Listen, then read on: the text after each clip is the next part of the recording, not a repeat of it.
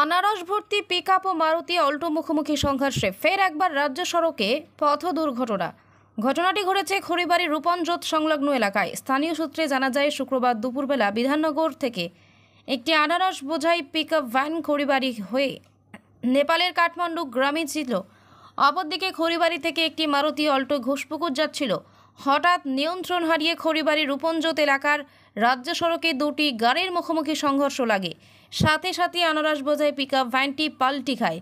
জোরে বিকট শব্দ শুনে স্থানীয়রা ছুটে আসে, ভিড় জমায়। এই ঘটনায় ব্যাপক চাঞ্চল্য ছড়িয়েছে এলাকায়, তবে কেউ আহত হয়নি বলে জানা গেছে। খবর পেয়ে খড়িবাড়ি থানার পুলিশ ঘটনাস্থলে পৌঁছায়, পরিস্থিতি নিয়ন্ত্রণে আনে। ওখানেটা চাপে যাচ্ছিল, মোবাইলে গল্প করতে করতে উনাকে বাঁচাতে যেতে গ্লাসটা আমাদের গাড়ি পাল্টি করে দিলাম। আমি বিধাননগর থেকে নেপাল কাঠমান্ডু। আর চোট লাগছে একটু, আর একটা বাইকওয়ালাকে বাঁচাতে বাঁচাতে গাড়ি পাল্টি হয়ে গেল। দুজনকে, হ্যাঁ অল্টো।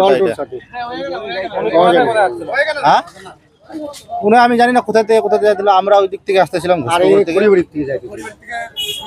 খড়িবাড়ি রাস্তার দিকে এই দিক থেকে যাইতেছিল। আমার নাম এমডি মেহবুব আলম। গাড়ি আমার সালা চালাইতেছিল এমডি হাসিবুল।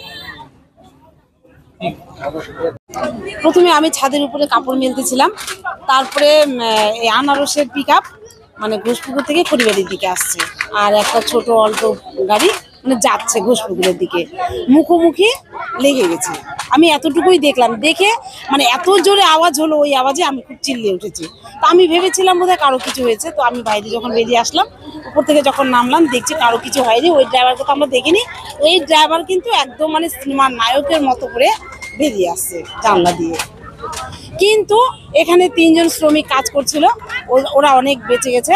কাটতে কাটতে এসে কিন্তু গার্ড বসে লাগিয়েছে।